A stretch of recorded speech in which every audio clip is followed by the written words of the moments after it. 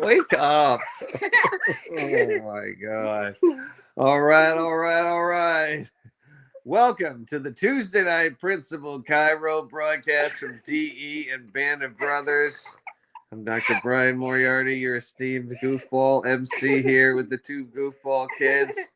Patrick in the house. What's up, Patrick? I love DE. Good move. And we've got Emma. I love it. Oh. All you had to say was I love DE, and you said I love DE. I meant I love DE. You love DE. Thank you for that. Stop your finger in my ear. Gosh, this is going sideways real quick. Connect groups. Let's get to our overlays here. We got connect groups here, guys. What's your team color? So we had those team colors, and we broke everybody up into teams at the last DE: blue, yellow, orange, and of course the best team, purple team.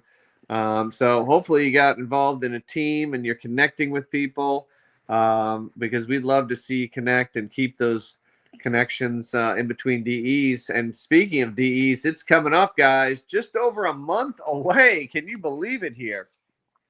Done with Thanksgiving, heading toward the holidays here. But there it is, Clearwater, January 9th through the 12th, our winter DE. You can register at lifede.com. Get on it, get registered. Don't wait till Christmas, because otherwise that room block will probably be full. Beautiful, right on the beach, Clearwater. Bring the family, bring your team. Come to DE, get yourself registered. We'd love to have you. We got our FCS holiday party this weekend with Dr. Dean Sotilli too. Any South Florida people would like to come, we'd love to have you. And Emma is very excited because her elf just came out for a visit. Our elves just came. Yeah, so very exciting stuff there. But we got a speaker tonight, guys, and we got to get to our Tuesday night call here. So we're going to get everybody excited and on. We got 3 calls left here at the end to close out 2024. Can't believe it's almost 2025. But so this will be our third to last, my last MC gig for 2024 on the Tuesday night call. And this lady is an absolute superstar, and I couldn't be more excited to introduce her. She's a graduate of Life University 2014. Currently has an awesome practice in Greenville, South Carolina, she sees tons of babies and pregnant moms and all kinds of wonderful patients. She's got Rando as her husband, so that's always a good thing. We love Rando, and we always love watching her kids on Facebook, even when they beat her up with trucks and other things. That was a great video, Megan. But she just went and spoke at the DE Club at Sherman and rocked those kids, and it was awesome of her to do that. And I'm excited to hear her exciting message tonight. So, guys, get excited. From Greenville, South Carolina, let's give it up for Dr. Megan Afshar Martins. Take it away, Megan. We love and appreciate you.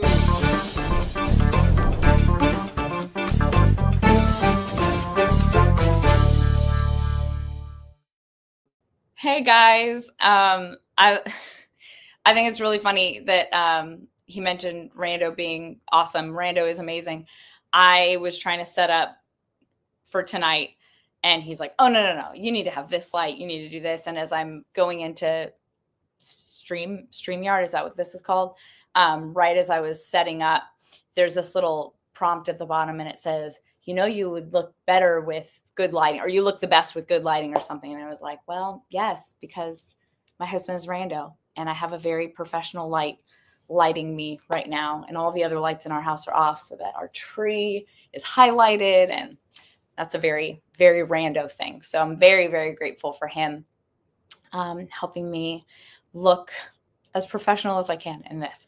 I got a text from Andy last night asking if I could speak tonight. And I hate not being prepared. I am somebody who, if I'm going to be speaking at DE for like a month, I'm just ruminating over what I want to say and just writing things down and getting all my thoughts out. And so just the idea of popping on the scene I'm not a Dean Satilli. I'm not going to just walk up on stage without any thoughts or preparation and then have everybody laughing and crying for an hour straight. That's just not me. That's not how I roll.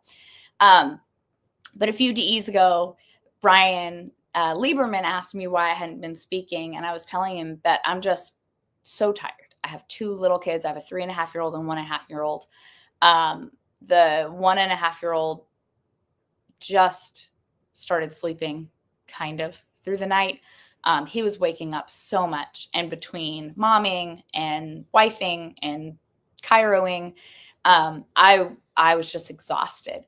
And so the idea of getting up and sharing just kind of my fragmented thoughts on no sleep, and my kids always sleep terrible at DE, and I just didn't feel like I could be super prepared. And so I was telling him that I have such a respect for DE and a respect for the role that I think these speakers on the stage play, that I never wanted to show up unprepared.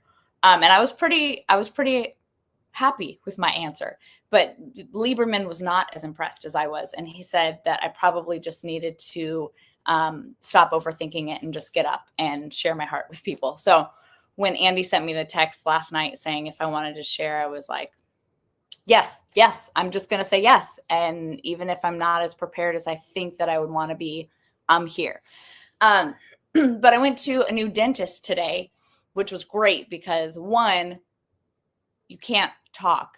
And she didn't really talk as she was cleaning my teeth, and gave me some fodder for this talk. So that's wonderful, and time to think about what I wanted to say.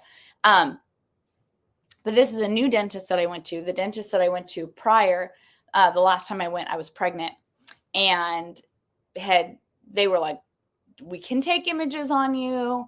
And I was like, well, I don't know. I'm pregnant. Like, isn't that a thing? Aren't we not supposed to? And I have a cone beam CT in my office. I'm an upper cervical based office. We do see a lot of pregnancy and pediatric patients. I have my ACCP through the ICPA, but I would classify myself as an upper cervical chiropractor. So we have a CBCT in the office. And so I understand the importance of images. I also understand that with CBCT, there's like minimal to no radiation, but there's still like that. I don't know, I'm pregnant. Am I supposed to take images? I don't know if I really, I don't know.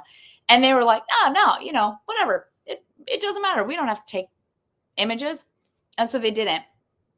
And then at the end of the visit, I was like, so how are my teeth? And he's like, oh, well, I mean, we don't have images on you, so I can't really tell. And I was really put off by that, like, tell me at the beginning and just say, hey, here's full transparency. Here are your options. Super minimal radiation, but also totally understand if you don't want to get images done. But just know that we probably can't see everything that we want to, and it might impede our recommendations or whatever. So I was just kind of put off at that visit. So then I come to this new office and just went in with, I'm not pregnant, and was like, whatever you feel like you need, you can take. I have recent CBCT images from my office that I brought in, and she was like, great, we can use these. I also want to see some bite wing. And I was like, you know what? I trust your judgment. That's why I'm here in your chair. And I also want you to be able to see and do everything that you can. And it was great. I had a glowing report, no cavities, no anything like that. But it was just such a stark contrast between what I had at that other office and then what I had at this new office. And it just made me think, like, do we do that in our office? Do we have an idea of what the most ideal care is going to look like?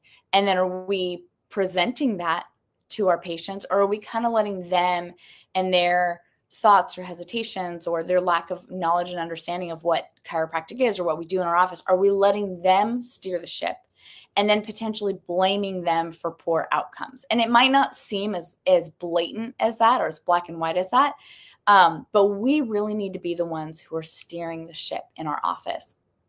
And it just reinforced being in this new office that I love being treated with love and honor and respect and transparency. And I felt like they didn't really do that in that first office, just kind of being dismissive, like, well, you didn't want images, so we can't really tell you how your teeth are. And it's like, well, I probably should have just told me that these were super important for you to be able to do your job, and not just say, come back when you're not pregnant anymore. And it's like, okay, yeah, all that free time I'm going to have when I have a brand new baby, which is why I was trying to get in while I was pregnant, whatever. But it just reinforced that I like being treated that way, and that I really want to make sure that I'm treating everybody in my office with that same love and respect and transparency. Also, is anybody else triggered by the word treatment or treat? I feel like it's such a bad word. It's like a swear word in DE. And even in normal conversation, if I find myself saying treat, like, oh, I want to be treated this way, I just get these like manipulation images in my head. And I don't know, I need a better word for treat, but I feel like that's the best word that I could use right now.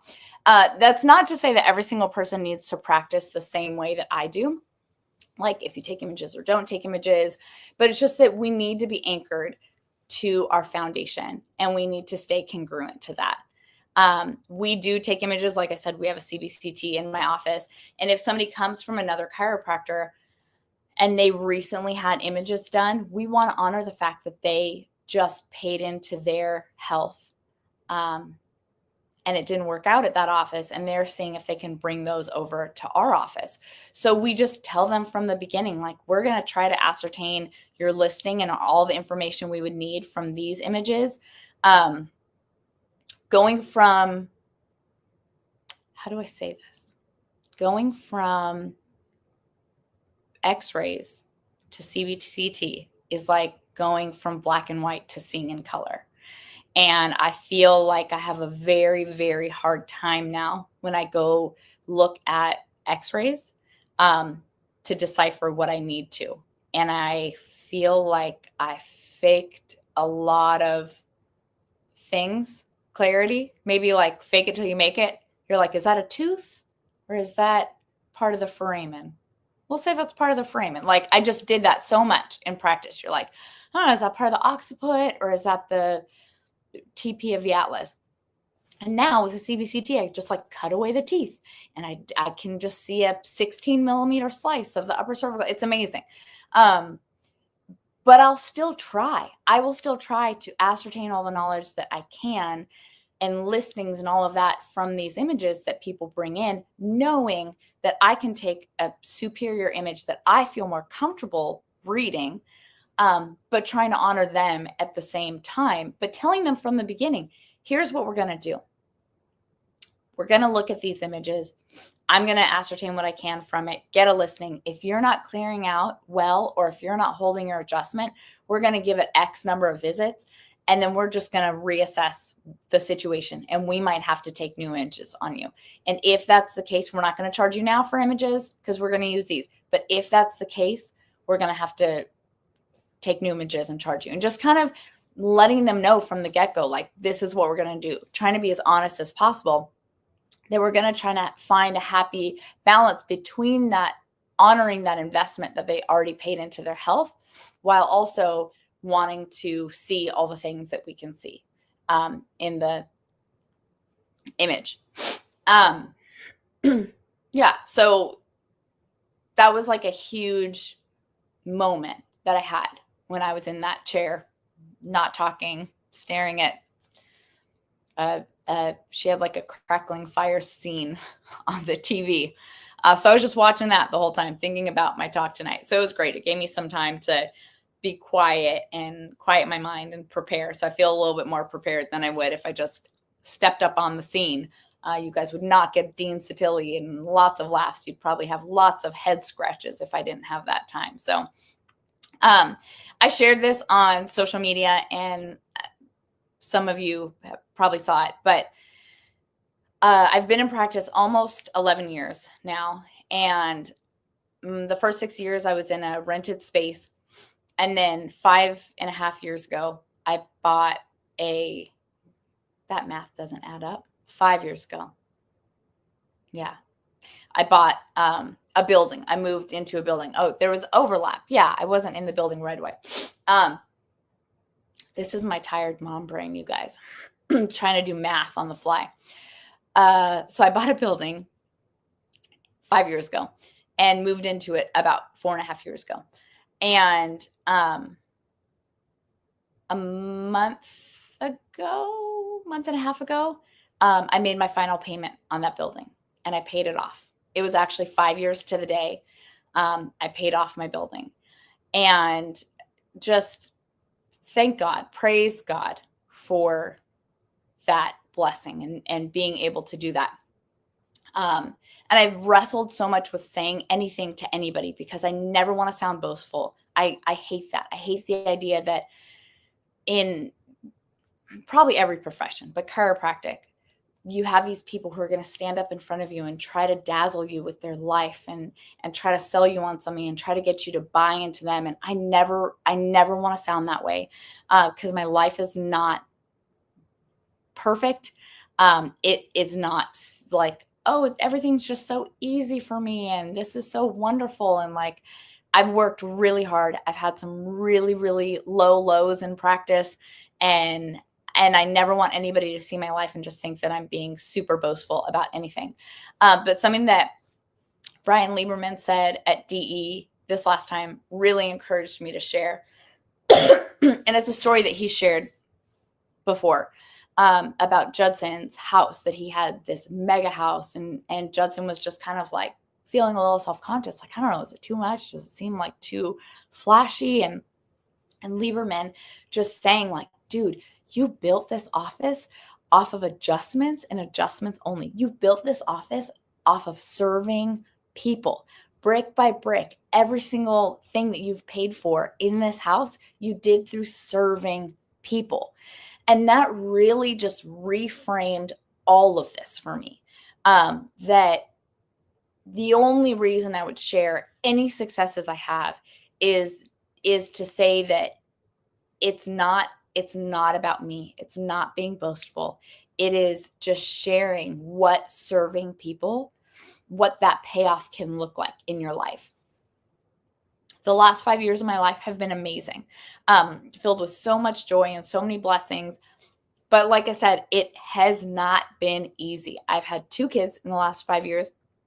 Like I said, I have a 1.5-year-old and a 3.5-year-old. I worked all the way through, took like 2 weeks off before I had him. Was back in the office 9 weeks postpartum with the kids with me. So I brought Jack for almost 1.5 years to work with me every day that I was there. And then I brought Judah for about a year, little over a year. I had babysitters in the office, but still like my mom brain was on them and really, really fighting every moment to just be present with a patient when you can hear your baby crying in the other room. And knowing, man, I got to go nurse this baby and I have a waiting room full of people. And I'm so sorry. I have to go.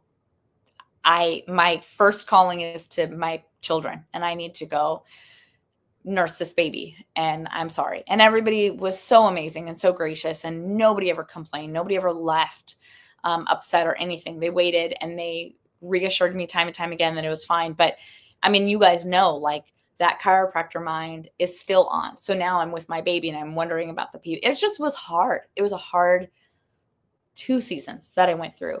I've worked on countless hours of no sleep, just those like fragmented hours of mom sleep. I've stayed up so many nights after my kids go to bed, marking images, doing paperwork in my office. Once the kids have gone to sleep, just trying to get all that stuff done so that I can maybe go to sleep before one of them wakes up and I have to be up again. I've hired new employees. I've trained new employees. I've had associates come, associates go. I've had interns. I've had just so much. I've worked through every lunch break I've had. I used to take naps on my lunch break. No, I have to work through my lunch breaks because every minute of work that I'm not doing in the office, I'm having to bring home. I love my CBCT images. I love them. They're time consuming to go through. It was a lot faster when I could just like kind of like turn my head. Oh yeah, that's a frame, and it's a lot more now. And I take it super seriously, and I'm not complaining at all. I love it. I love it. I love it. It takes up more of my time than it did before.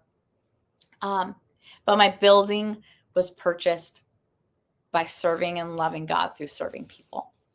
And I've made my fees affordable for families to receive care for the entire family. I've given my all and my best every single day that I possibly can. And I lived like a poor person also through this whole time. Not actually, but like not driving fancy cars, not wearing fancy clothes. I've just tried to live below my means. So if the office is taking in this much, I don't need to be paying myself that much. I can put more towards paying off my building. I could, when I didn't have a building, put money in my savings so that I could have a down payment to buy a building, and just doing all of this so that I could try to be responsible with the money that I'm making in my office. And I share this because I'm proud of myself, and I'm grateful for the opportunity that I've had to serve my community. I share this because I started my practice 10 and a half years ago, and I never thought that this was possible. I never thought any of this was possible. When I was a student, I started at Cleveland Chiropractic. I thought the best chance I have at anything is being an associate, maybe in somebody's office, who isn't going to be mean to me and who isn't going to make me work 80 hours a week and work all the weekends and do all this crazy stuff. That was like my highest goal that I had.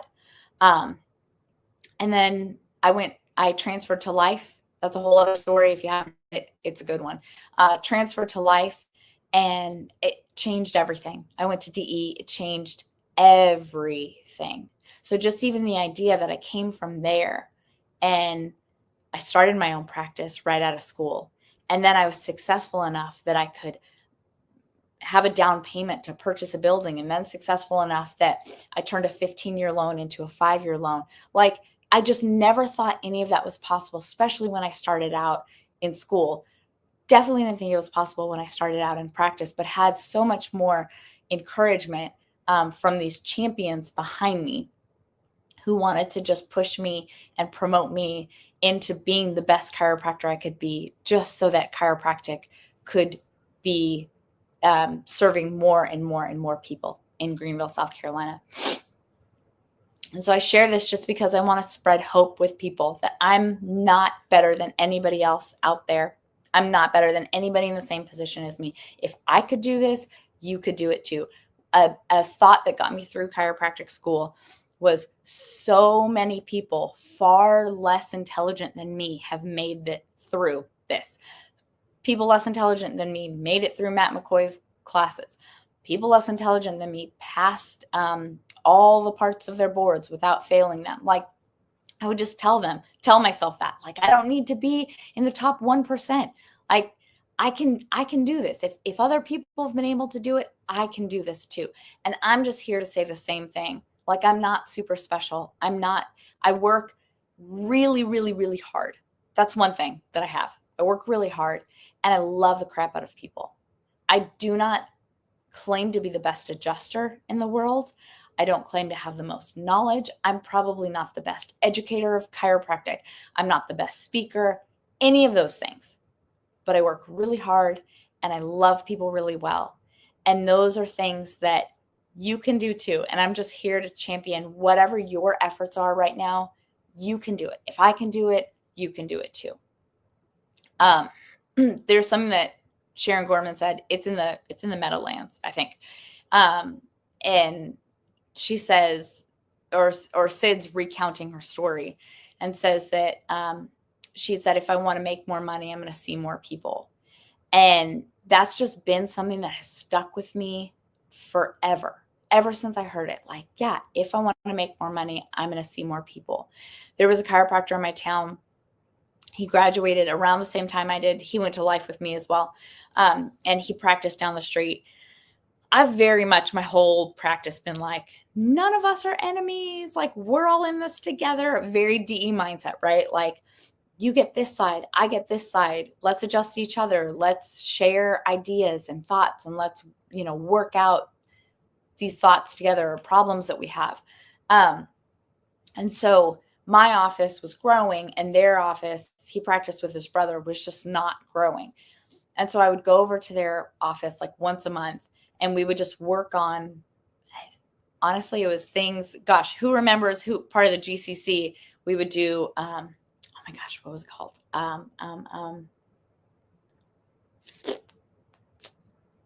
Shoot, I don't remember what it's called. We would have meetings like once a quarter, and we would go over nuts and bolts. That's what it was called. I was just about to say we'd go over the nuts and bolts of chiropractic.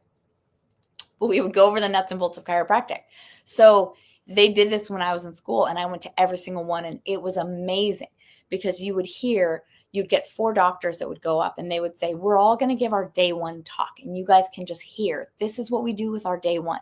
Now we're all going to, the next quarter, we're all going to give a doctor's report. Now the next quarter, we're all going to go through how we do a screening, and so you just got so many different ideas and perspectives, and you got to see in real life, like, this is how it gets worked out. So then I would go over to their office once a month because I wanted to see them be successful. You guys, they practiced 2 miles from me, like on the same street.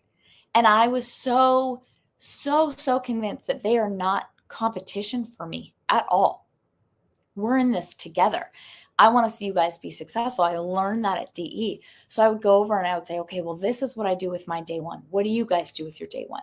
This is how I do my doctor's reports. What do you guys do? Okay, you don't do doctor's reports. Maybe start doing doctor's reports. Just things like that. And I remember after months of meeting with them saying, well, would you guys rather see 25 people and charge them $50 a visit, or would you rather see 50 people and charge them $25 a visit? And one of the brothers was like, 25 people and charge them $50 a visit? Why on earth would we want to see more people and make the same amount of money? Do more work to make the same amount of money? That like blew my mind. I was just in such like a DE bubble of if I want to make more money, I'm going to serve more people. If I just want to serve, I'm going to be successful through serving. What did Sid say? Like, get to 500 and then start working the numbers after that. Like, start fine tuning all of those dials. Like, just get your numbers up and you will be successful. And so that was actually the last time that I met with them. I was like, oh, okay, I think we're just on 2 totally different pages, and you guys just keep doing what you're doing. And I love you guys. Best of luck. Let me know if you need anything. The same time that I was buying my building, they were shutting down their office, and their practice is now closed. It's this DE mindset has changed everything for me. I have a CBCT machine in my office, and there's a man in the same town as me who has one as well, charging 3 times what I do for a new patient exam because this is the best technology. We can see everything, upper cervical, brainstem, spine, spinal cord, blah, blah, blah. I'm there. I agree. Like, fully, I've jumped in. Both feet. I'm in. But can't we make it affordable? Like, the same price that I charged when I was taking regular x-rays is what I'm charging for an exam to do CBCT. And I get that, like, I'm not saying this is for everybody. I started by saying, like, you practice your way, just be congruent with it. But I want to see entire families, right? I want to see the mom, the dad, the kids, everything. So I need to make the barrier as low as possible for you guys all to get under care and then come in once a week for the rest of your lives and just stay under care. That's what I need to do. So I want to get these images. They're amazing.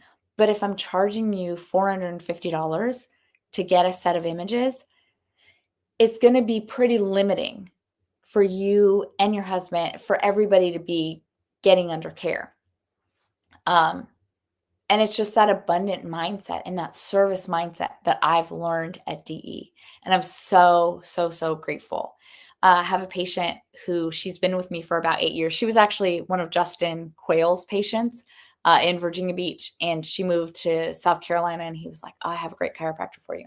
But just awesome story. Like she'd had so many miscarriages and was having such a hard time getting pregnant, started care, and very quickly after got pregnant, saw me through her pregnancy, had the baby, and I've adjusted the baby since birth. And they've been with me for about 8 years now. And I made that post on Facebook about buying my building. And that first week, I have so many patients who are my friends on Facebook. So it kind of felt overwhelming, daunting. Like, I don't want my patients to think that I'm making money off of them. And, financially people might be struggling and I don't want them to think like, oh my gosh, she's over here like buying a building and we're paying her all this money. But I was so honored by every patient either commented about how proud they were or came into the office and they were just like, we're so proud of you. We're so excited to just be a part of your growth and your life. I was amazing, like brought me to tears. But there's one patient and she said, we've been seeing you for 8 years and you've never raised the prices on us. And she's like, I was just telling a friend a couple weeks ago, like everything in life has gotten more expensive. It's like everybody, they realize like, what's the most I can squeeze out of this person before they're going to stop coming in, whether it's Starbucks or the restaurant down the street or the nail salon, whoever. They're just like, can we raise it a little bit more? And she said, I was just telling a friend and that I was really impressed that you've never raised the prices on us. Now, full transparency, I have raised the prices in my office. I recently, maybe in the spring of this year, for the first time in 10 years, raised the prices. But it's only for the new people coming into my practice. And again, that just goes back to like how I want to be treated. If I had been going to a massage therapist, and I've been seeing her, this is made up, I haven't, but if I have somebody who I've been seeing since they were just new in practice, they didn't have a ton of faith in themselves, they didn't have a huge client base, and I was there from the beginning, excuse me, if I've been there from the beginning and I've helped promote them and I've moved offices with them, I'm going to feel most honored if she raises her prices one day, but then comes back to me and she's like, you know what? Your grandfather did because you've been with me since the beginning. And I just really appreciate your dedication to me. Again, I'm not saying you can't raise your prices on people. This is just how I have felt congruent in my office. I probably could have done all of this faster. I probably could have paid off my building a lot faster if I raised my prices and did all these things and stuck my kids in daycare at 6 weeks and went back to the office full time and just did all of these things. But that's not me. That's not congruent with me. And one of the things that I really like is my heart's desire. And part of the reason why I moved, so I'm in Greenville and I'm about 30 minutes south of Sherman. And a big part of the reason why I did that, back up. I'm from Los Angeles originally. Thought that I was going to live there, die there, be there my whole life. Started Cleveland Chiropractic. School got shut down. Moved to Atlanta with my car full of stuff, with the idea that I'm going to graduate and I'm going to hightail it back to Los Angeles and just go back to my world, my everything. Really, it was the people I met at DE and realizing that I have these amazing mentors who are going to help me so much along the way. That was a huge part of why I stayed in the South. I saw a lot of people who graduated either before me, around the same time as me, but students who went through who were really plugged into DE, but moved like Colorado West, just kind of far away. And they never came back to DE. And I don't think it's because they're not principled, but I think it's because when you are that far away and you're brand new in practice and you're just like hustling and trying to make it work, it's harder and harder to get out, because now you're not just like, oh, it's a 2-hour flight, or it's for me to Atlanta, 2.5-hour drive. It's like, okay, it's an entire day of travel there, an entire day of travel back. Okay, I'm closing my office. How much? Okay, I'm going to get here, whatever. It's just a lot more, and it's more expensive and whatever. And so I stayed in South Carolina because I wanted to be a driving distance from DE. Like legit, that was my number one reason. And so part of the reason why I chose Greenville is because it was close to Sherman. And I had so many people speak into my life and just wanting nothing in return other than to see me be successful. People pour into me that I wanted to do that for these students as well at Sherman. And it's a passion of mine now, is to kind of rewrite maybe how a lot of these female mentors that I had when I was growing up in chiropractic, and just who kind of shaped my idea of what it looked like to be a mom and a practice owner, and the idea that like you're adjusting in labor, in between contractions, and you're just like, got to get through the day, and then you just have a baby and strap them on your back and you're back in the office the next day. Like that was my idea of like, this is what it means to be a successful woman chiropractor, and I'm going to do this. And then I got pregnant and realized I would never tell my patients that this is what they're supposed to do. Quite the opposite. I'm a huge advocate of my patients taking a couple weeks off before their due date and just resting at home and just like centering and being prepared for this huge process that they're about to go through. And so I wanted to honor myself and honor my baby and my process in the same way. And so I went out a couple weeks before I had my first, and I stayed out for 9 weeks and went back to the office, and I did the same with my second. Went out 2 weeks before and stayed out. I stayed out with him for 10 weeks and then brought him to the office. And I'm adjusting part-time. I'm like there 75% of the time. But when I first started, I was adjusting two out of my 8 shifts a week. I was there. And then slowly, now I'm 3. Okay, now I'm 4. Now I'm 5. Now I'm 6. And looking at like, what is that balance that's honoring my family and honoring my calling to be a mom, not above my calling to be a chiropractor necessarily, but like, what does that look like for all of this to work together? But yeah, honoring it above, because honoring my family is priority to honoring my practice. It's all there. They're all huge top priorities, but like, I want to be an awesome mom. I said this for years and years, even before I had children, that like warring inside of me, I have a Gloria Steinem and I have a Martha Stewart. And it's like, I want to be that mom that like makes all of my kids clothes and like is knitting their winter sweaters. But then I also want to be the woman that's like breaking down the CCE single-handedly and like protesting and leading charges and getting on my state board and like doing all these things. And they're warring inside of me because I want to do both of them so much. And that's where for me, just like prayerfully walking through these things and just being like, okay, Lord, you have an awesome plan for me and for my life, and you have a direction, and I'm going to trust that you know what's best for me. Show me the way, show me what I'm supposed to do. But also trying to rewrite what that looks like for these up and coming chiropractors. And so, like I said, I've had a lot of interns in my office. I've had associates in my office from Sherman. It's all been women. I have an associate now who also has a child. And just that idea of like, what does it look like? Not just for me to bring my child to the office, and like I might have to step away to be with my child, but for you to bring your child also to the office, and for me to afford you that same luxury that really I'm affording myself because I built this whole thing by hand.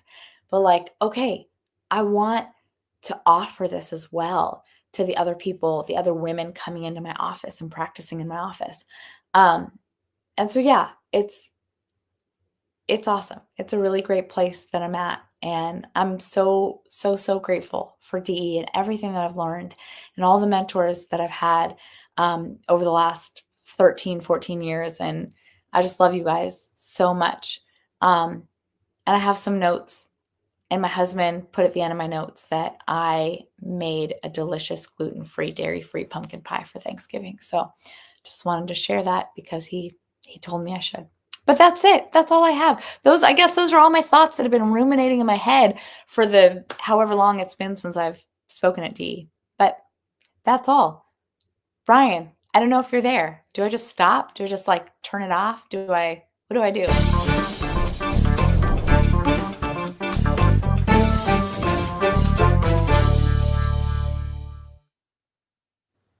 Megan. Hi. You were amazing. Oh, thank you.